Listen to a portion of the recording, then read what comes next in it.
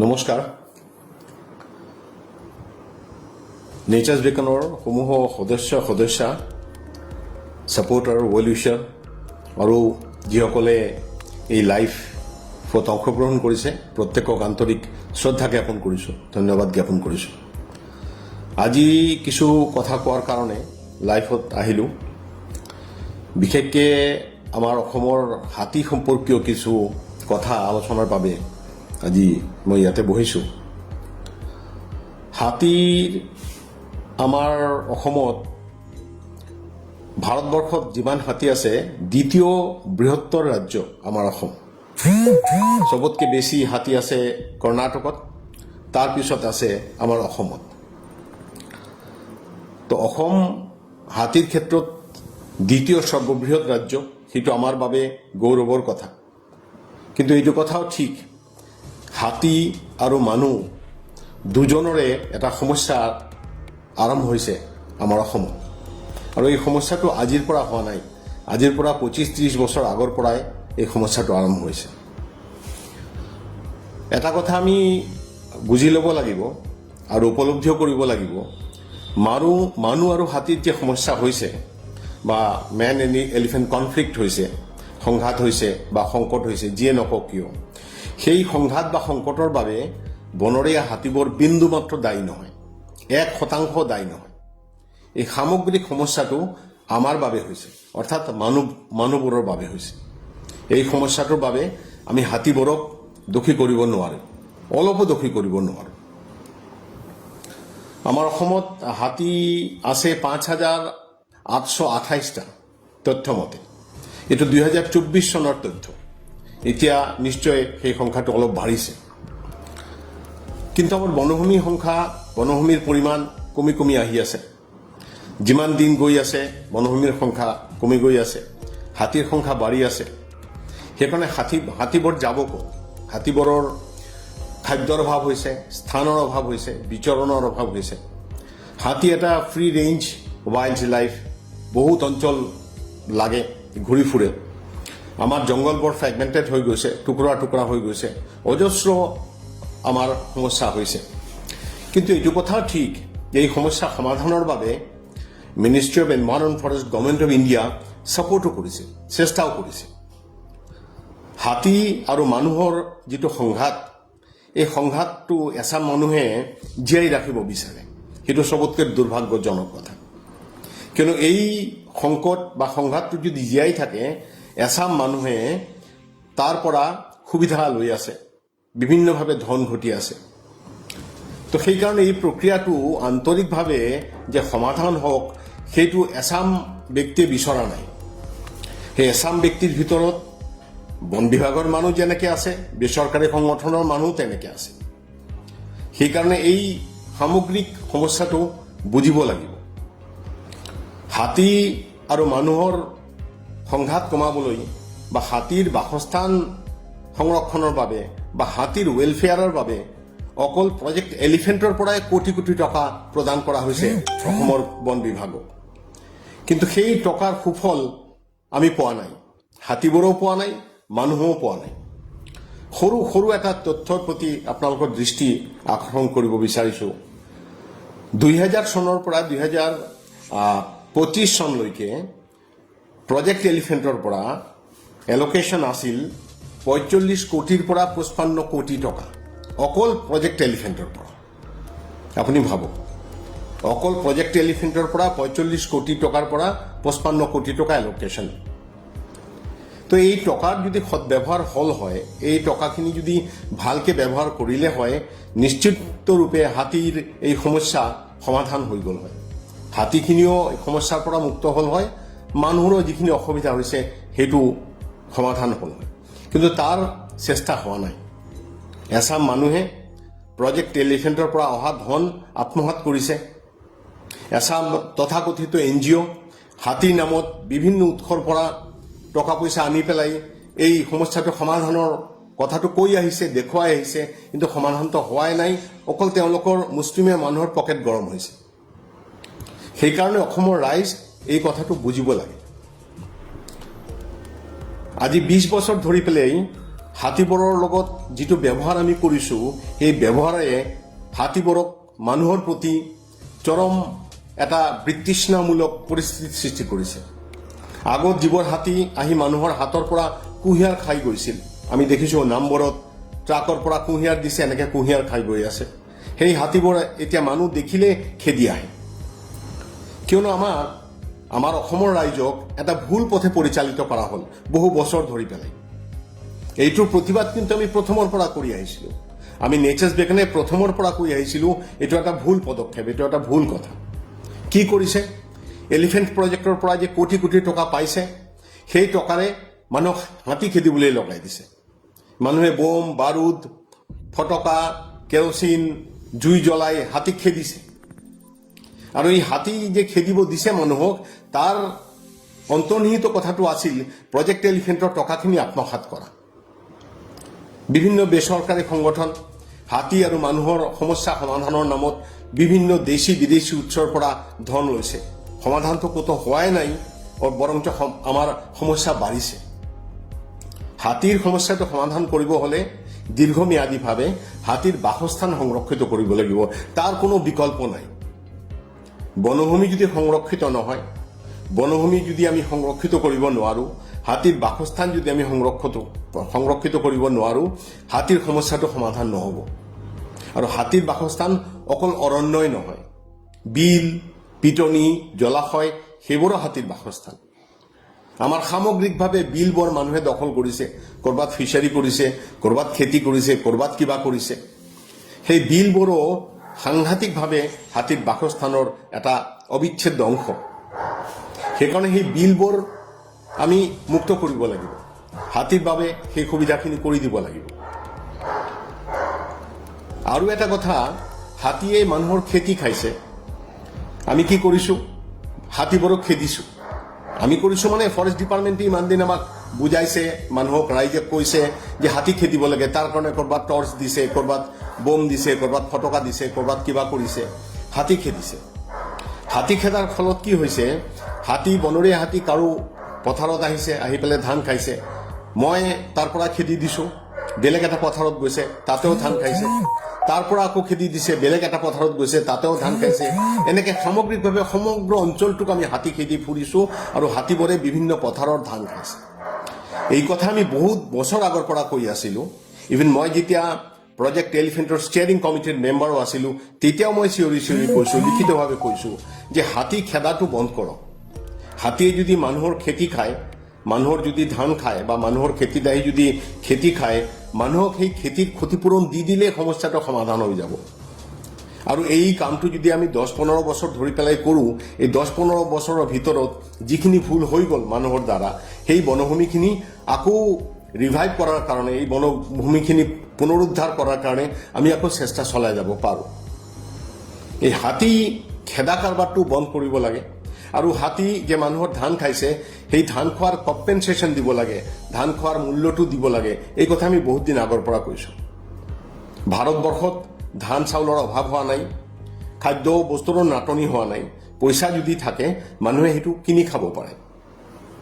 উদাহৰণ এটা মই দিব বিচাৰোঁ, আপুনি চাওক, এই যে আমাৰ নেশ্যনেল হাইৱে হ'ল, ইমান মানুহৰ ঘৰ ভাঙিলে, ইমান মানুহৰ দোকান ভাঙিলে, কোনো মানুহ প্ৰতিবাদ কৰা নাই, কোনো মানুহ চিঞৰ বাখৰ কৰা নাই। কিয়নো যাৰ ঘৰ ভাঙিছে সি পইচাটো পাই গৈছে, সেই মূল্য দি পেলাই সি আকৌ নতুনকৈ ঘৰ বনাই লৈছে, ধুনীয়াকৈ ঘৰ বনাই লৈছে। ঠিক তেনেকৈ হাতী যদি খেতি খায় বা ধান খায়, তেতিয়াহ'লে সেই পইচাটো যদি কৃষক ৰাইজে পাই যায়, তেতিয়াহ'লে কাৰো আপত্তি নহ'ব, কাৰো ক্ষতিও নহ'ব, হাতীৰো ক্ষতি নহ'ব, কৃষক ৰাইজৰো ক্ষতি নহ'ব। এই কামটোৱে ইমান বছৰ ধৰি পেলাই কৰা নাছিল। সুধিব কিয় কৰা নাছিল? এই কাৰণে কৰা নাছিল, সেই পইচাটো যদি দিয়ে, সেই পইচাটো চিধা গৈ পেলাই কৃষক ৰাইজৰ তাতে জমা হ'ব, কৃষক ৰাইজৰ একাউণ্টত তাতে জমা হ'ব। সেই পইচাটোৰ মাজত চুৰ কৰাৰ সুবিধাটো নাপাব। সেই পইচাটো যে চুৰ কৰিব, সেই সুবিধাটো পোৱাৰ কাৰণে এই মানুহক সেইবোৰ শিকোৱা হ'ল, বোম দিয়া হ'ল, পটকা দিয়া হ'ল, কিবা কেৰচিন দিয়া হ'ল, হাতী খেদ। আৰু হাতী খেদাৰ নামত কিমান কোটি টকা ব্যয় কৰিলে সেইটো সাধাৰণ মানুহ নাজানে, হাতীবোৰতো নাজানে, হাতীবোৰতো প্ৰতিবাদ কৰিব নাজানে, বুজিও নাপায়। সেইকাৰণে এই যে হাতী মানুহৰ সংঘাতটোক দেখুৱাই ইমান দিন এচাম মানুহে ধন লুটিছে, সেই প্ৰক্ৰিয়াটো বন্ধ হ'ব লাগে। কেইদিনমান আগতে মই আমাৰ বৰ্তমানৰ যে বনমন্ত্ৰী শ্ৰী জয়ন্ত মল্ল বৰুৱাদেৱক লগ পাইছিলোঁ। তেওঁ কথাটো ক'লোঁ, তেওঁ কথাটো অনুধাৱন কৰিলে আৰু তেওঁ সঁচাকৈ বিচাৰে যে হাতী মানুহৰ সংঘাত যাতে কমে, অসমৰ বনভূমি যাতে পুনৰ ঠন ধৰি উঠে, অসমৰ বনভূমি যাতে আগৰ নিচিনা হয়, তাৰ প্ৰচেষ্টা তেওঁ আৰম্ভ কৰিছে। আৰু এই কথাটোৰ তেওঁ উপলব্ধি কৰি পেলাই তেওঁ ঘোষণা কৰিলে যে বিঘাই প্ৰতি তেওঁ 8,000 টকাকে দিব যদি হাতী কাৰো খেতি নষ্ট কৰিছে বা ধান খাইছে। এইটো অত্যন্ত গুৰুত্বপূৰ্ণ আৰু ভাল পদক্ষেপ। আজিলৈকে কোনো বনমন্ত্ৰীয়ে ইমান আন্তৰিকতাৰে কথাটো গ্ৰহণ কৰা নাই, এই সমস্যাটো সমাধান কৰাৰ চেষ্টাও কৰা নাই। অকল জয়ন্ত মল্ল বৰুৱাদেৱে সেই চেষ্টাটো কৰি আছে। তেওঁক আমি প্ৰত্যেকে সহযোগিতা কৰিব লাগিব। ভুক্তভোগী কৃষকে টকাখিনি যাতে সহজতে পায় তাৰ ব্যৱস্থাও কৰিব লাগিব। এইটো হ'লেও নহ'ব হাতীয়ে ধান খাই গ'ল, ভুক্তভোগী কৃষকে টকা পোৱাৰ কাৰণে বহুত বাৰ দৌৰা দৌৰি কৰিব লাগে অফিচত, কাৰোবাক তেল মাৰিব লাগে, কাৰোবাক হুজুৰ কৰিব লাগে, সেইটোও যাতে নহয়। ব্যৱস্থাটো এনেকুৱাও হ'ব লাগিব যাতে সঁচাকৈ যাৰ ক্ষতি হৈছে তেওঁ যাতে তুৰন্ত লগে লগে পইচাটো পাই যায়, সহজভাৱে পইচাটো পাই যায়।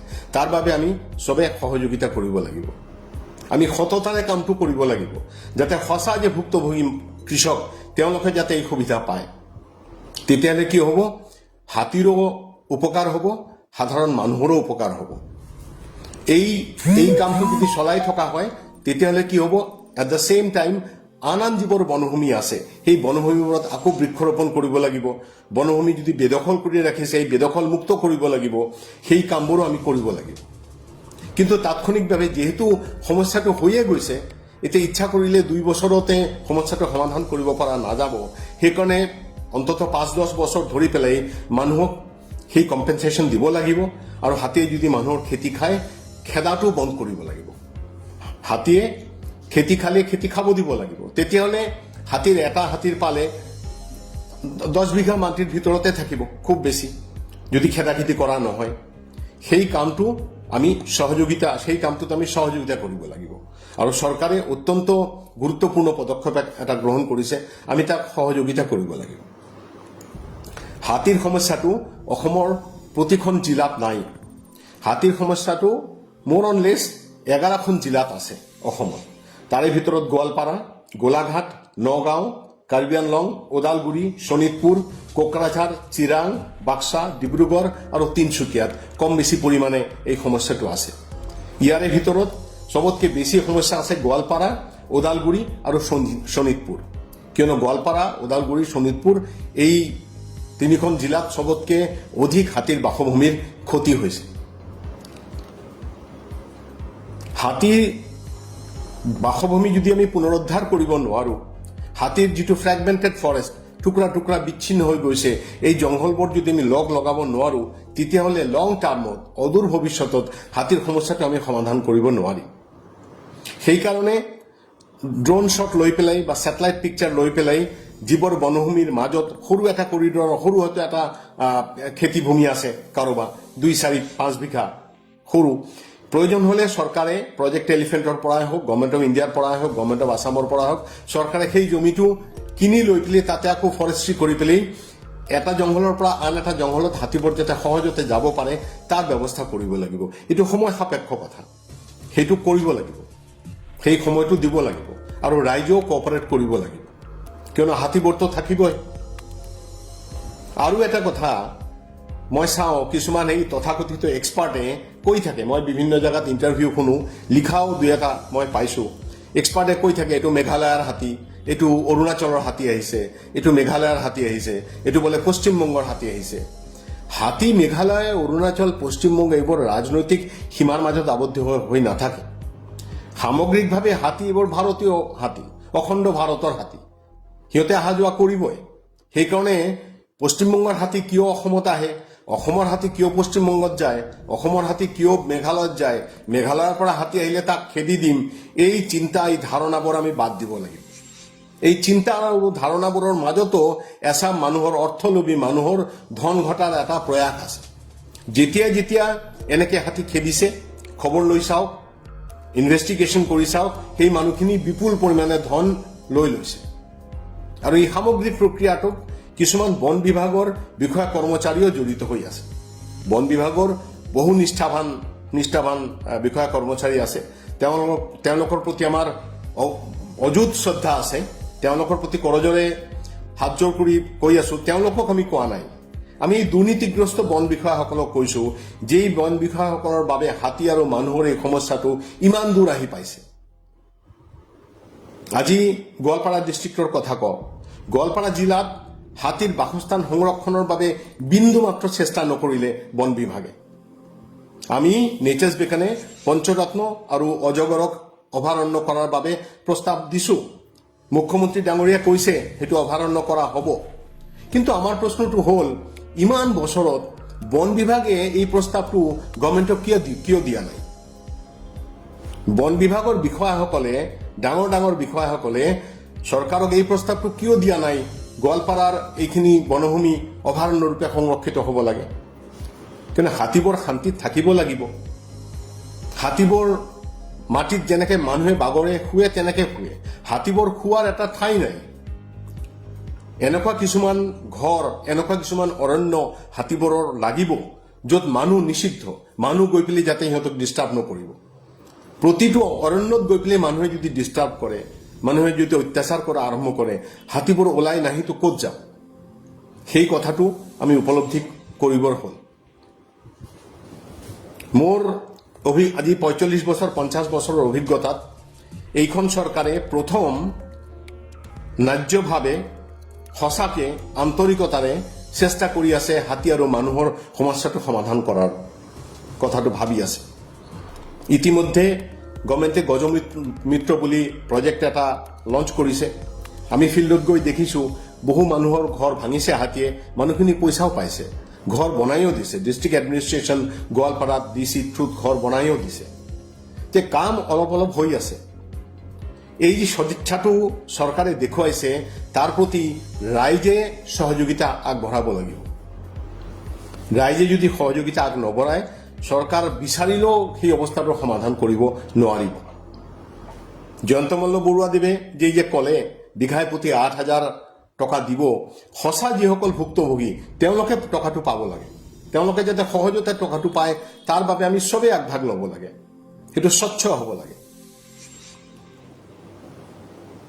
আৰু এটা অত্যন্ত গুৰুত্বপূৰ্ণ কথা যিটো মই ক'ব বিচাৰি আছো বন বিভাগে মানে বিভাগটো বন বিভাগ বুলিয়ে ক'ব লাগিব এই ক্ষেত্ৰত বন বিভাগৰ সকলো বিষয়া কৰ্মচাৰী জড়িত নহয় বন বিভাগৰ এছাম মানুহে কিছুমান মানুহৰ লগত লগ লাগি পেলাই হাতী যাতে নাহে তাৰ কাৰণে ইলেক্ট্ৰিক ফেন্সিং দিছে দুই ধৰণৰ ইলেক্ট্ৰিক ফেন্সিং আছে এটা হ'ল সোলাৰ ইলেক্ট্ৰিক ফেন্সিং ঠিক আছে সেইটোৰ দ্বাৰা মানুহ নমৰিব বা হাতীবোৰৰ তেনেকুৱা ক্ষতি নহ'ব কিন্তু হাতীবোৰৰ অহা যোৱাৰ পথ ৰুদ্ধ হ'ব আৰু কিছুমানে ইলিগেলি ইলেক্ট্ৰিক তাৰৰ পৰা লৈ পেলাইও সোলাৰ ফেন্সিং দিয়াৰ নিচিনা হৈছে ৰাইজে এই কামটো বন্ধ কৰিব লাগিব য'ত ইলিগেলি ইলেক্ট্ৰিক লাইটৰ পৰা আনি পেলাই ইলিগেল ফেন্সিং কিছুমান দিছে তাৰ দ্বাৰাই হাতীবোৰৰ সাংঘাতিক ক্ষতি হ'ব পাৰে মানুহৰো ক্ষতি হ'ব পাৰে সেইকাৰণে জনসাধাৰণৰ ওচৰত আপিল সেই কামটো যাতে তেওঁলোকে নকৰে আৰু দ্বিতীয় কথাটো হ'ল বন বিভাগে কিছুমান মানুহৰ লগত লগ লাগি এই যে ইলেক্ট্ৰিক ফেন্সিং দি আছে সেইটো হাতীবোৰৰ সাংঘাতিক ক্ষতি হৈ আছে তাৰ কাৰণে এইটো কথা বুজিবলৈ হাতীৰ এক্সপাৰ্ট হোৱাৰ প্ৰয়োজন নাই ৱাইল্ড লাইফ এক্সপাৰ্ট হোৱাৰ প্ৰয়োজন নাই আপোনালোকে নিজে ভাবক বনভূমি সংকুচিত হৈ আহিছে বনভূমি নাই এটা জংঘলৰ পৰা আন এটা জংঘললৈ যাবই লাগিব হাতীবোৰ কেতিয়াবা ৰাতি গাঁৱৰ বাটেৰে হাতীবোৰ যায় এটা জংঘলৰ পৰা আন এটা জংঘল সেই বাট যেতিয়া ৰুদ্ধ কৰি দিয়া হ'ব তো হাতীবোৰ সমস্যা নকৰিব নেকি হাতীবোৰ ক'ত যাব হাতীবোৰৰ সমস্যা নহ'ব নেকি আসাম মেঘালয়ত হাতীবোৰ সদায় অহা যোৱা কৰে তাতে যদি ইলেক্ট্ৰিক ফেন্সিং দি দিয়া হয় তেতিয়াহ'লে হাতীবোৰৰ সমস্যা নহ'ব নেকি আৰু এই সমস্যাটো গৈ পেলাই আল্টিমেটলি মানুহৰ সমস্যা নহ'ব নেকি সেইকাৰণে সেই ইলেক্ট্ৰিক ফেন্সিং এই আইডিয়াটো বাদ দিব লাগে এই ইলেক্ট্ৰিক ফেন্সিঙৰ নামত এছাম বিষয়া কৰ্মচাৰী এছাম তথাকথিত NGO এছাম ঠিকাদাৰ এছাম কোম্পানীয়ে বহু টকা ঘটিলে বহু লক্ষ কোটি টকা ঘটিলে এই লক্ষ টকা যদি কোনোবা ঘটে আমাৰ কোনো আপত্তি নাই কিন্তু তেওঁলোকৰ টকা ঘটাৰ যিটো প্ৰক্ৰিয়া, সেই প্ৰক্ৰিয়াত হাতীৰ ক্ষতি হ'ব, মানুহৰ ক্ষতি হ'ব, সেইটো মানি ল'ব নোৱাৰি। গোৱালপাৰা জিলাত এই কেইদিন আগত দেওশিলাত এজন মানুহ হাতীয়ে মাৰিছে। তাৰ আগতো শৌলমাৰীত হাতীয়ে মানুহ মাৰিছে, বুধিপাৰাত হাতীয়ে মানুহ মাৰিছে, মৈজঙাত মানুহ মাৰিছে, মাটিয়াত মানুহ মাৰিছে, লক্ষীপুৰ বিভিন্ন অঞ্চলত মানুহ মাৰিছে। কিয় মানুহ মাৰিছে?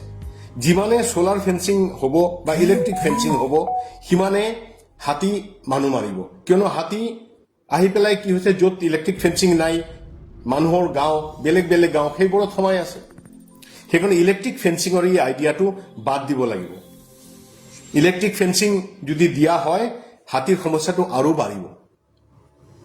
আৰু এটা কথা মই চাইছো, কিছুমান নিউজে, পেইড নিউজ বেচিকেলি, কিছুমান পেইড নিউজ, কিছুমান পৰ্টেলে এইটো কথা কৈ আছে, ইলেক্ট্ৰিক ফেন্সিং যেতিয়া দিয়া হোৱাৰ কাৰণে হাতীৰ মানুহৰ সমস্যাটো কমিছে, সংঘাত কমিছে। কথাটো সেইটো নহয়। গোৱালপাৰাত হাতী মানুহৰ সংঘাত যে অলপ কমিছে, হাতীৰ যে অহা যোৱা অলপ কমিছে, তাৰ কাৰণ হ'ল মুখ্যমন্ত্ৰী হেমন্ত বিশ্ব শৰ্মাই বনভূমিৰ পৰা অবৈধ মানুহ উচ্ছেদ কৰি পেলাই হাতীবোৰক যে সেই বনভূমি উভতাই দিলে, তাৰ কাৰণে কমিছে। সেই সত্য কথাটো তেওঁলোকে নকয়। তেওঁলোকে কয় কি, ইলেক্ট্ৰিক ফেন্সিং দিয়াৰ কাৰণে সেইটো কমিছে। কিয়নো ইলেক্ট্ৰিক ফেন্সিং দিলেহে পইচাটো আহিব, ইলেক্ট্ৰিক ফেন্সিঙৰ মাজেৰেহে পইচা পোৱা যাব। সেইকাৰণে এই মানুহৰ স্বাৰ্থত হাতী আৰু জনসাধাৰণ এই দুজনৰ স্বাৰ্থক জলাঞ্জলি দিছে। সাধাৰণ ৰাইজে এই কথাবোৰ ভবা উচিত। আজি গোৱালপাৰাৰ বিভিন্ন অঞ্চলৰ পৰা যিহেতু মানুহক উচ্ছেদ কৰি পেলাই, অবৈধ বেদখল উচ্ছেদ কৰি পেলাই হাতীবোৰক পুনৰাই বনভূমি উভতাই দিলে মুখ্যমন্ত্ৰী ডাঙৰীয়া, সেইকাৰণে কিছুমান ঠাইত হাতীৰ সমস্যা কমিছে। কিন্তু এইবাৰ চাব, এইবাৰ হাতীৰ সমস্যা প্ৰচণ্ড বাঢ়িব গোৱালপাৰাৰ কিছুমান অঞ্চলত। যেনেকুৱা লক্ষীপুৰ অঞ্চলত ফেন্সিং দিছে, তাৰ উল্টাফালৰ অঞ্চলবোৰৰ সমস্যা বাঢ়িব। এইটোতো সম্ভৱ নহয়। সমগ্ৰ গোৱালপাৰাৰ গোটেইখিনি অঞ্চল ইলেক্ট্ৰিক ফেন্সিং দি পেলাই ফেন্স কৰি থব সম্ভৱ নহয়। হাতীবোৰ ক'ত যাব? হাতীবোৰতো গোৱালপাৰাৰ পৰা খেদি দিলে বেলেগ এটা জিলাত যাব। সেইকাৰণে সেই কথাটো বুজিবৰ হ'ল, চৰকাৰেও এই কথাটো বুজিবৰ হ'ল।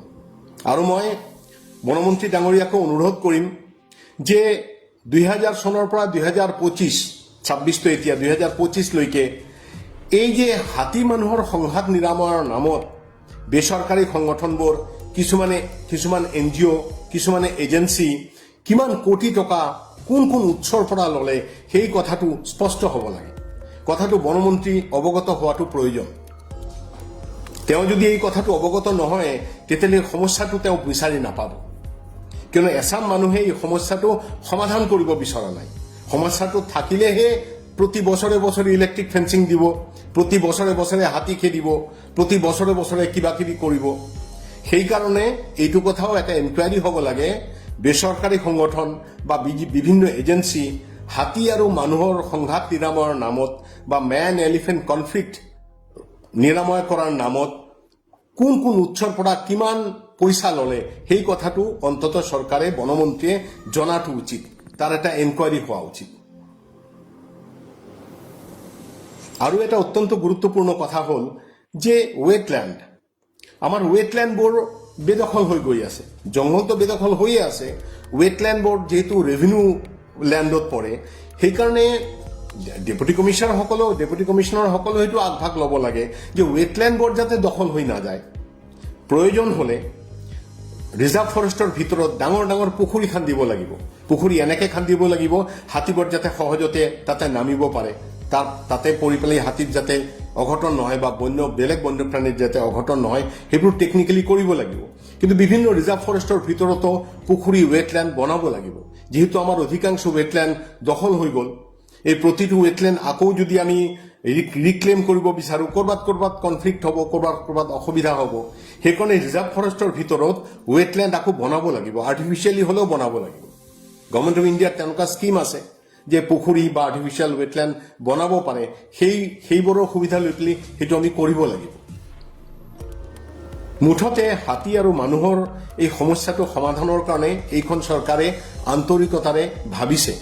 সেই আন্তৰিকতাত আমি সহযোগ কৰিব লাগিব। যিসকল অকল টকা পইচাৰ কাৰণে বন্যপ্ৰাণী সংৰক্ষণৰ কথা কৈ থাকে বা বন্যপ্ৰাণী সংৰক্ষণৰ নানান কথা কৈ থাকে, তেওঁলোকৰ দ্বাৰা সমস্যাটো সমাধান নহ'ব। কালি টকা পইচা দিয়া বন্ধ কৰি দিয়ক, কালি প্ৰজেক্টৰ পইচা অহা বন্ধ কৰি দিয়ক, কালি দৰমহা আহি বন্ধ কৰি দিয়ক, এইবোৰ চব পলাই যাব। সেইবোৰ নেচাৰ্ছ বেকনৰ কৰ্মী বন্ধুসকলৰ নিচিনা নহয়। নেচাৰ্ছ বেকনৰ যিমান মানুহ য'তে কাম কৰি আছে, আপুনি য'ত মই নাম নকওঁ, বহুত নাম ক'ব লাগিব, য'তে কাম কৰি আছে কাকো আমি এক পইচাও দিয়া নাই। নিজৰ পকেটৰ পইচাৰে, নিজৰ কষ্টাৰ্জিত ধনেৰে বন্যপ্ৰাণী সংৰক্ষণৰ বাবে আমি কাম কৰি আছো। তেওঁলোকেও কাম কৰি আছে, কিয়নো তেওঁলোক জীৱনৰ এটা উদ্দেশ্য লৈ পেলাই সেই কামটো কৰে। ৰুজি ৰুটিৰ বাবে নহয়, পেট চলাবলৈ নহয়। সেইকাৰণেতো কওঁ, কালি প্ৰজেক্ট বন্ধ হৈ যাওক, পৰহি পইচা দিয়া বন্ধ কৰি দিয়ক, দৰমহা দিয়া বন্ধ কৰি দিয়ক, চব পলাই যাব। আৰু যেতিয়ালৈকে এই হাতীবোৰক ঠগি ঠগি, আমাৰ ৰাইজবোৰক ঠগি ঠগি এই এচাম মানুহে ধন ঘটি থাকিব, গোটেই জীৱন ধৰি সিহঁতে এইটো ধন ঘটি থাকিব। এইটো এক ধৰণৰ শোষণ। হাতীবোৰৰ ওপৰতো শোষণ, আমাৰ দুখীয়া কৃষক ৰাইজবোৰকো শোষণ। এতিয়া পঞ্চৰত্ন হাতীৰ জন্ম দিয়া ঠাই, ট্ৰেডিশ্যনেলি সেইটো প্ৰটেক্টেড। পঞ্চৰত্ন অভয়াৰণ্য হ'ব লাগে, আমি প্ৰপ'জাল দিছো। মুখ্যমন্ত্ৰী কৈছে এইটো অভয়াৰণ্য কৰিব, বনমন্ত্ৰীও কৈছে এইটো অভয়াৰণ্য হ'ব। অজগৰ পাহাৰ সেইটো অভয়াৰণ্য হ'ব। বেলেগ ডেভেলপমেণ্টেল ৱৰ্কবোৰ হেম্পাৰ হ'ব নালাগে। আমি এনেকে অভয়াৰণ্য কৰিব লাগিব, এনেকে সমস্যাটোৰ সমাধান কৰিব লাগিব, আমাৰ যাতে কোনো প্ৰগতিও বাধাগ্ৰস্ত নহয়, বন্যপ্ৰাণী সংৰক্ষণৰ কামটোও যাতে আমি সমাধান কৰিব পাৰোঁ, তেনেকে কৰিব লাগিব। তেনেকে এটা আউটলুক আমি ৰাখিব লাগিব। আৰু ফাণ্ডিঙৰ, পৰিৱেশ প্ৰকৃতি সংৰক্ষণ, বন্যপ্ৰাণী সংৰক্ষণৰ ফাণ্ডিঙৰ আৰু এটা দিশ আছে, যিটো কথা মই অনুকিয়াই থ'ব বিচাৰোঁ। সেইটো লৈ পেলাই কেতিয়াবা ফেচবুক লাইভত বিশদভাৱে আলোচনা কৰিম। সেইটো হ'ল ডিপ ষ্টেট। ডিপ ষ্টেটৰ বহু সংগঠন আছে, বিদেশী বহু সংগঠন আছে, যে এই ধৰণৰ পইচা ইনভেষ্ট কৰে। এই ধৰণৰ পইচা ইনভেষ্ট কৰি পেলাই তেওঁলোকে ক্ষেত্ৰভূমিটো তৈয়াৰ কৰে।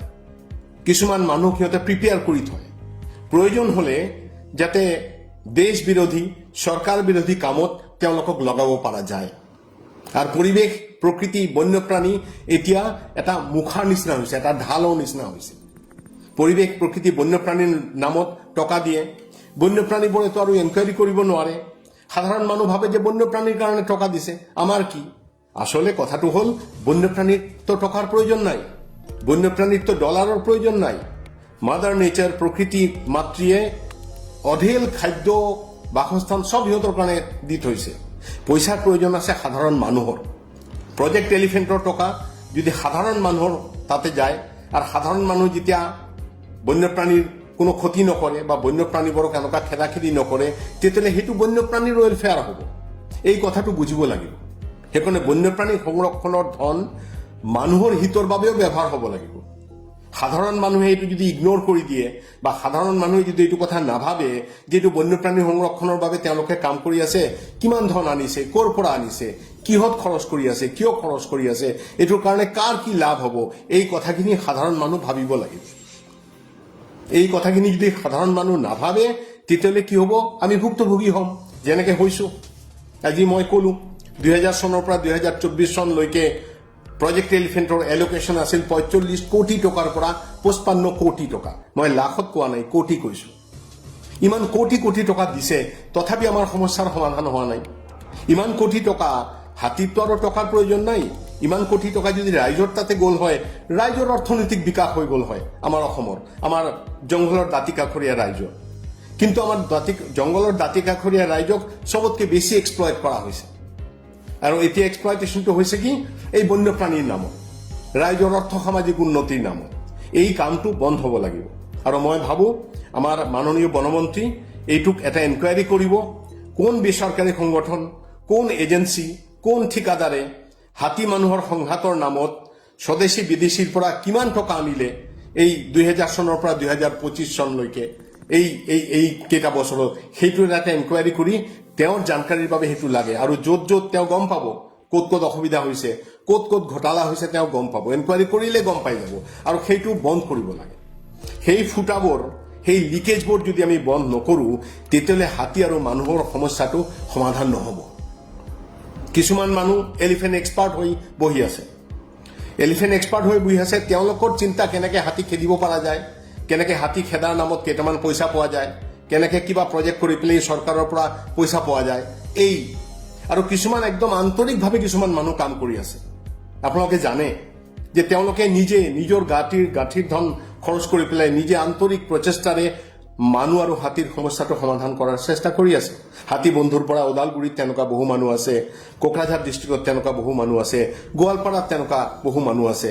এই মানুহবোৰ কাম কৰি আছে, কিন্তু এই মানুহবোৰৰ কামৰ সুফল হোৱা নাই এই কাৰণে হাতী আৰু মানুহৰ সংকট মোচনৰ বাবে ৰাষ্ট্ৰই যিটো পইচা দি আছে সেই পইচাটো লিকেজ হৈ গৈ আছে, কোনো কামত অহা নাই। বিভিন্ন বেচৰকাৰী সংগঠন হাতী আৰু মানুহৰ সংঘাতৰ নামত যিখিনি টকা পইচা লৈ আছে সেইটোও লিকেজ হৈ গৈ আছে। সেইকাৰণে এই কথাটো আমি গভীৰভাৱে ভাবিব লাগিব। এই কৰাপশ্যনটো যদি আমি দূৰ কৰিব নোৱাৰো, আল্টিমেটলি বিপদ আমাৰ। দিনক দিনে কি হ'ব, সমস্যাটো বাঢ়িয়ে যাব। দিনক দিনে যেতিয়া সমস্যাটো অতিৰিক্ত বাঢ়ি যাব, তেতিয়াও এই মানুহবোৰ সুবিধা ল'ব। তেতিয়া এই মানুহবোৰ কি সুবিধা ল'ব, তেতিয়া এই মানুহবোৰ ক'ব কি হাতী ধৰিব লাগে, বনৰীয়া হাতী ধৰিব লাগে। তেতিয়া বনৰীয়া হাতী ধৰি পেলাই বেচাৰ প্ৰক্ৰিয়া এটা কৰিব। ইয়াৰ আগত বহুবাৰ চেষ্টা এইটো কৰিছে, বহুবাৰ আপিল কৰিছে গভৰ্ণমেণ্ট অফ ইণ্ডিয়াক, হাতী ধৰিব দিব লাগে, সিহঁতক হাতী বেচিব দিব লাগে, হাতী লৈ সিহঁতে ব্যৱসায় কৰিব। সেইকাৰণে এই চাম মানুহে বিচাৰে হাতী আৰু মানুহৰ সংকটটো বাঢ়ি যাওক। হাতী আৰু মানুহৰ সংকট বাঢ়ি গ'লে সিহঁতে ক'ব হাতী বাঢ়ি গৈছে, কিন্তু সঁচা অৰ্থত হাতী বাঢ়া নাই। এছিয়ান এলিফেণ্টৰ পপুলেশ্যন দিনক দিনে কমি আছে। হাতী আৰু মানুহৰ সমস্যাটো আমি দেখা পাওঁ এই কাৰণে যিহেতু বনভূমি সংকুচিত হৈ গৈ আছে, যিহেতু জংঘল কমি গৈ আছে, যিহেতু আৰ্দ্ৰভূমি কমি গৈ আছে। সেইকাৰণে এই যে সৰু সুৰা কথা, কিন্তু সেইটো বৃহত্তৰ কথা। এই কথাখিনি যদি সাধাৰণ মানুহ উপলব্ধি কৰিব নোৱাৰে, আমাৰ সাধাৰণ গাঁওবুঢ়াসকলে যদি উপলব্ধি কৰিব নোৱাৰে, আমাৰ কৃষক ৰাইজে যদি উপলব্ধি কৰিব নোৱাৰে আৰু এইটো প্ৰতিহাৰ কৰাৰ বাবে যদি আগবাঢ়ি নাহে, তেতিয়াহ'লে এই সমস্যাটো হৈয়ে থাকিব। আৰু এচাম ধূৰ্ত মানুহে হাতী আৰু মানুহৰ সংঘাতক দেখুৱাই নিজৰ পকেট গৰম কৰি থাকিব। পিছত সেইটো লৈ চিঞৰ বাখৰ কৰিলে, গালি গালাজ কৰিলে, চেঁচামেচি কৰিলে খুব এটা লাভ নহ'ব। ইণ্টেলিজেণ্টলি কথাটো চিন্তা কৰি পেলাই কথাটো কেনেকৈ নিৰাময় কৰিব পাৰোঁ তাৰ কাৰণে আমি চেষ্টা কৰিব লাগিব। আৰু এতিয়া আদৰ্শ সময়, এতিয়া এনেকুৱা এখন চৰকাৰ আমাৰ আছে যে চৰকাৰখনে বন্যপ্ৰাণী সংৰক্ষণৰ বাবে সঁচাকৈ চিন্তা কৰে। এনেকুৱা এজন বনমন্ত্ৰী আছে যোনে সঁচাকৈ বিচাৰে যে এই অৰণ্যৰ সমস্যাবোৰ সমাধান হওক, আমাৰ বনভূমি বৃদ্ধি পাওক, হাতীৰ সমস্যা সমাধান হওক। চৰকাৰৰ ৰেভিনিউ লাগিব, ৰেভিনিউটো যাতে পিলফাৰেজ নহয়, লিকেজ নহয়। বিভিন্ন ২ নম্বৰী বালি, ২ নম্বৰী শিল, ২ নম্বৰী মাটি এচাম মানুহে লৈ পেলাই যাতে ব্যৱসায় কৰিব নোৱাৰে, তাৰ কাৰণেও ৰাইজ আগবাঢ়ি আহিব লাগে। এনেকুৱা ২ নম্বৰী কিবা দেখিলে ধৰি দিব লাগে, যাতে ৰয়েলটিটো চৰকাৰে পাওক। গভৰ্ণমেণ্টে যদি পইচাটো পায়, গভৰ্ণমেণ্টে যদি শক্তিশালী হয়, তেতিয়াহ'লে ৰাইজেও শক্তিশালী হ'ব। এতিয়া কি হৈ আছে, মুষ্টিময় এচাম মানুহ, মুষ্টিময় কেইজনমান বিষয়া এই সুবিধাটো লৈ আছে আৰু অসম চৰকাৰকো মানে ধোকা দি আছে, সাধাৰণ ৰাইজকো ধোকা দি আছে আৰু বন্যপ্ৰাণীবোৰকতো ধোকা দিব। সিহঁতেতো বেচাৰা বুজিয়ে নাপায়। হাতীবোৰ যদি ধন্যবাদ দিব পাৰিলে হয়, মইতো ভাবোঁ তেওঁলোকে মুখ্যমন্ত্ৰীৰ বাসভৱনত গৈ পেলাই ধন্যবাদ দি আহিলে হয় যে এই এজন মুখ্যমন্ত্ৰী ভাৰতবৰ্ষত গোটেই সমগ্ৰ অসমৰ ইতিহাসত প্ৰথম এজন মুখ্যমন্ত্ৰী যোনে হাতীৰ বাসভূমি লৈ পেলাই আকৌ হাতীক উভতাই দিছে। সেই কথাটো এচাম মানুহে নকয়, এই কথাটো টুইষ্ট কৰি পেলাই এচাম মানুহে বেলেগকে নিগেটিভলি ক'ব, ইয়াক দিছে, তাক দিছে, এইটো কৰিছে, সেইটো কৰিছে। কিন্তু বনভূমি যে হাতীক উভতাই দিছে, যিবোৰ ঠাই উচ্ছেদ হৈছে সেইবোৰ ঠাইত হাতী বিচৰণ কৰি আছে। গৈ পেলাই চাওক, জংঘলততো কোনেও নাযায়। ২-এটা মই ভিডিঅ' দেখিছোঁ, কোনো জাৰ্ণালিষ্ট ভাইয়ে সেইবোৰ ফ'কাছো কৰিছিল নিজৰ পৰ্টেলত। সেইকাৰণে অৱস্থাটোৰ পৰিৱৰ্তন হৈ আছে। অৱস্থাটোৰ পৰিৱৰ্তন আৰু দ্ৰুত হ'ব, কিন্তু ৰাইজে সহযোগিতা কৰিব লাগিব। বিঘাই প্ৰতি ৮,০০০ ঘোষণা, এই ঘোষণাক আমি ৱেলকাম কৰিছোঁ। বনমন্ত্ৰী জয়ন্ত মল্ল বৰুৱা ডাঙৰীয়া সঁচাকৈ সমাধান কৰিব বিচাৰিছে সমস্যাটো, আমি ৱেলকাম কৰিছোঁ। আমি সমূহ ৰাইজক ক'ব বিচাৰিছোঁ, আমাৰ কৰ্মীসকল বন্ধুসকলক ক'ব বিচাৰিছোঁ, যাতে এই পইচাটো সহজতে ভুক্তভোগী কৃষকে পায় তাৰ ব্যৱস্থা কৰিব লাগিব, তাৰ কাৰণেও সহযোগিতা কৰিব লাগিব। আৰু এই প্ৰক্ৰিয়াটোক যদি কোনোবা বিঘ্নিত কৰিব বিচাৰে বা এই প্ৰক্ৰিয়াটো যদি বিফল কৰিব বিচাৰে, তাৰ বাবেও থিয় হ'ব লাগিব, তাৰ বাবেও আমি আমাৰ ৰোলটো প্লে কৰিব লাগিব। আমি নেচাৰ্ছ বেকেনে আজি ৪৫ বছৰ ধৰি পেলাই বন্যপ্ৰাণী সংৰক্ষণ লৈ পেলাই কাম কৰি আছো। আমি হাতীৰ কথা আজি ইমান বছৰৰ পৰা কৰি আছো। আজি দিহিং পাটকাই নিচিনা ৰাষ্ট্ৰীয় উদ্যান হ'ল, তাতে হাতী সংৰক্ষিত। আজি ৰায়মানৰ নিচিনা ৰাষ্ট্ৰীয় উদ্যান হ'ল, তাতেও হাতী সংৰক্ষিত। এইবোৰ হাতী সংৰক্ষণৰে কাম, যিটো কাম এইখন চৰকাৰে কৰিছে। কিন্তু সেইবোৰ কোৱাৰ মানুহ কম, সেইবোৰ কথা নক'ব, জানিলেও নক'ব। আমাৰ সমস্যাটো হ'ল যিসকল মানুহে সঁচাকে অৰণ্য ভাল পায়, যিসকল মানুহে সঁচাকে বন্যপ্ৰাণী ভাল পায়, তেওঁলোকক ভাল কামটোৰ কথা ক'বও লাগিব। ভাল মানুহখিনি ভাল কামটোৰ কথা যদি নকয়, চৰকাৰে যিখিনি ভাল কাম কৰিছে সেইখিনি কথা যদি নকয়, তেওঁলোকে যদি মৌন থাকে, তেতিয়াহ'লে দুষ্ট মানুহখিনি এই নিগেটিভ কথা ক'ব। আৰু নিগেটিভ কথা শুনি শুনি এচাম মানুহে ভাবে হয় বোধহয় কথাটো। কাৰণ চব মানুহতে ইমান চিন্তা নকৰে, চব মানুহেতো জংঘলত গৈ নাচায়, চব মানুহতো সমস্যাটোৰ ইমান ভিতৰত গৈ পেলাই দৃষ্টি দিব নোৱাৰে। সেইকাৰণে আমি সৰব হ'বৰ হ'ল। চৰকাৰে য'ত ভাল কাম কৰিব আমি সৰব হ'বৰ হ'ল। য'ত কৰবাত যদি বেয়া কাম হৈছে আমি চৰকাৰক ক'ব লাগিব, তাতে সমালোচনা কৰিব লাগিব, তাতেও কোনো দ্বিমত নাই। এইবাৰ ইলেকশ্যনৰ কথা কৈছো, এইবাৰ ভোটৰ আগে আগে আমি চবকে কৈছিলো যে ইলেকশ্যন মেনিফেষ্টোত বন্যপ্ৰাণী সংৰক্ষণ, প্ৰকৃতি সংৰক্ষণ, অৰণ্য সংৰক্ষণ কথাটো আনক। কোনেও নানিলে, কোনো এবাৰো এক বৰ্গ উল্লেখ নকৰিলে। অকল বিজেপিয়ে উল্লেখ কৰিলে, ভাৰতীয় জনতা পাৰ্টীয়ে উল্লেখ কৰিলে। এতিয়া কওক, এতিয়া আমি ভাৰতীয় জনতা পাৰ্টীক ছাপোৰ্ট নকৰি কাক কৰিম? যিটো চৰকাৰে আমাৰ চিন্তাধাৰা, আমাৰ সপোন, আমাৰ আইডিঅলজি, আমাৰ গোটেই জীৱন ধৰি পেলাই দেখা সপোনবোৰ বাস্তৱ কৰাৰ বাবে চেষ্টা কৰি আছে, আমি তেওঁলোকৰ লগত নাথাকিম নেকি? সেইকাৰণে যিসকলে মোক কেতিয়াবা কেতিয়াবা ট্ৰল কৰে, কেতিয়াবা কেতিয়াবা কয় বিজেপিৰ ছাপোৰ্টাৰ হয়, বিজেপিৰ ছাপোৰ্টাৰ হয়, কিয়নো বিজেপি সঁচা অৰ্থত কাম কৰিছে। বিজেপি নাহিলে দিহিং পাটকাই ৰাষ্ট্ৰীয় উদ্যান নহল হয়, বিজেপি নাহিলে জয়পুৰটো ৰাষ্ট্ৰীয় উদ্যানৰ ভিতৰত নোসোমালে হয়, বিজেপি নাহিলে ৰায়মানা নেশ্যনেল পাৰ্কৰ ইমান ডাঙৰ এৰিয়া 422 স্কোয়াৰ কিলোমিটাৰ এৰিয়া অভয়াৰণ্য নহল হয়। বিজেপি আছে কাৰণে গোৱালপাৰাৰ পঞ্চৰত্ন অভয়াৰণ্য হ'ব, গোৱালপাৰাৰ অজগৰ অভয়াৰণ্য হ'ব, পবা অভয়াৰণ্য হ'ব, আৰু বহু অভয়াৰণ্য হ'ব। খালি আমি সহযোগিতা কৰি যাব লাগিব। বহুত বহুত ধন্যবাদ। মই দীঘলীয়া নকৰো, এনেকে মাজে সময়ে মই আপোনালোকৰ আগত আহিম, বিভিন্ন ইস্যু লৈ পেলাই ফেচবুক লাইভ কৰিম। এইটো কথা কোৱাটো অত্যন্ত প্ৰয়োজন আছিল, সেইকাৰণে মই ফেচবুক লাইভত আহি ক'লো। প্ৰথম কথাটো হ'ল যে হাতীৰ বাসস্থান সংৰক্ষিত কৰিব লাগিব, নতুন নতুন অভয়াৰণ্য আৰু ৰাষ্ট্ৰীয় উদ্যান কৰিব লাগিব, পবা, গোৱালপাৰাৰ পঞ্চৰত্ন, অজগৰ অভয়াৰণ্য কৰিব লাগিব। পবাতো এতিয়া হাতী আহিছে, পবাতো হাতী আহি আশ্ৰয় লৈ আছে। যিবোৰ ফ্ৰেগমেণ্টেড জংঘল, বিচ্ছিন্ন হৈ আছে, সেই জংঘলবোৰ ইটোৰ লগত ইটো সংলগ্ন কৰাৰ এটা প্ৰচেষ্টা ল'ব লাগিব। হাতীয়ে যদি মানুহৰ খেতি খাইছে, বিঘাই প্ৰতি 8,000 দিব বুলি কৈছে, ইতিমধ্যে মাননীয় বনমন্ত্ৰীয়ে ঘোষণা কৰিছে। মুখ্যমন্ত্ৰীয়ে হাতীৰ বাসস্থান উভতাই দি আছে। মুখ্যমন্ত্ৰীৰ ওচৰতো আবেদন, আৰু বহু অঞ্চল আছে যেই অঞ্চলবোৰ এতিয়াও বেদখল হৈ আছে, সেই অঞ্চলবোৰো হাতীক উভতাই দিব লাগে। সেই অঞ্চলবোৰো যিমান সোনকালে পৰা যায় হাতীক উভতাই দিব লাগে, বন্যপ্ৰাণীক উভতাই দিব লাগে। ৰেভিনিউ লেণ্ড উচ্ছেদ কৰাৰ কথা আমি কেতিয়াও নকওঁ, কিন্তু বনভূমি যদি বেদখল কৰি আছে কোনোবাই, তাৰ পৰা মানুহক উচ্ছেদ কৰিবই লাগিব। বন্যপ্ৰাণীৰ অধিকাৰ দিব লাগিব। ইতিমধ্যে আমি বন্যপ্ৰাণীৰ সকলো অধিকাৰ আমি লৈছো। আজি ভাবক, আজি লিগেলি যিবোৰ গাঁও হৈছে, লিগেল গাঁও, ৰেভিনিউ ভিলেজ, লিগেলি যিবোৰ আমাৰ খেতি মাটি আছে, এই গোটেইখিনি আমি বন্যপ্ৰাণীৰ বাসস্থান ধ্বংস কৰিয়ে লৈছো, লিগেলিয়ে লৈছো বাৰু। কিন্তু সেইটো কথাটো ঠিক যে বন্যপ্ৰাণীৰ বাসস্থানৰ পৰা আমি লৈছো, বন্যপ্ৰাণীৰ বাসস্থানৰ পৰা আমি সমগ্ৰ অঞ্চল লৈ ললো, সিহঁতৰ কাৰণে সামান্য অঞ্চল আমি এৰি নিদিম নেকি? আমি এইটো দৰ্শনত বিশ্বাস কৰো যে এই পৃথিৱীখন অকল মানুহৰ নহয়, ভাৰতবৰ্ষখন অকল ভাৰতীয় মানুহৰ নহয়, ভাৰতবৰ্ষখন ভাৰতবৰ্ষৰ বন্যপ্ৰাণীৰো হয়। ভাৰতবৰ্ষত বন্যপ্ৰাণীও সুখ শান্তিত থাকিব লাগিব। তাৰ প্ৰচেষ্টাও ভাৰতীয় চিন্তা, ভাৰতীয় শিক্ষা আৰু ভাৰতীয় পৰম্পৰাৰ মাজত আছিল আৰু বৰ্তমানেও আছে। তাৰ প্ৰচেষ্টাও আমি ল'ব লাগিব। বহুত বহুত ধন্যবাদ মোৰ কথা শ্ৰদ্ধা সহকাৰে শুনাৰ কাৰণে। সময়ে সময়ে আকৌ আহিম বিভিন্ন ইস্যু লৈ পেলাই। নেচাৰ্ছ বেকনৰ কৰ্মী বন্ধুসকলে য'ত আছে, কাম কৰি আছে, তেওঁলোকৰ প্ৰতিও মোৰ প্ৰগাঢ় শ্ৰদ্ধা থাকিল।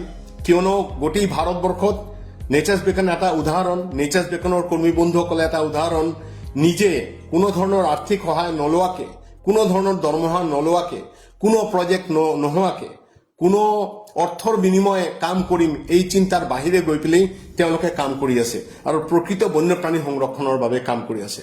তেওঁলোকক বহুত বহুত ধন্যবাদ। জয় ভাৰত, জয় অসম, জয় জগত।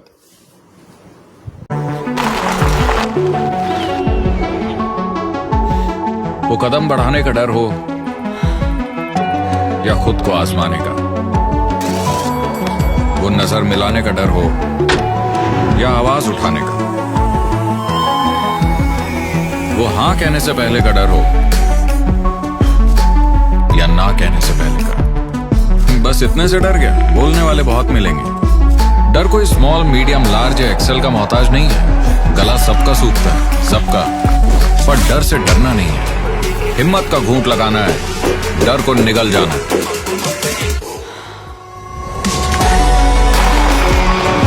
छोटा घूंट, बड़ा घूंट, डजंट मैटर ब्रो। तू बस हिम्मत का घूंट लगा और डर को निगल जा, और दुनिया को दिखा तू किस मिट्टी का बना हुआ है। Mountain Dew. डर के आगे जीत है।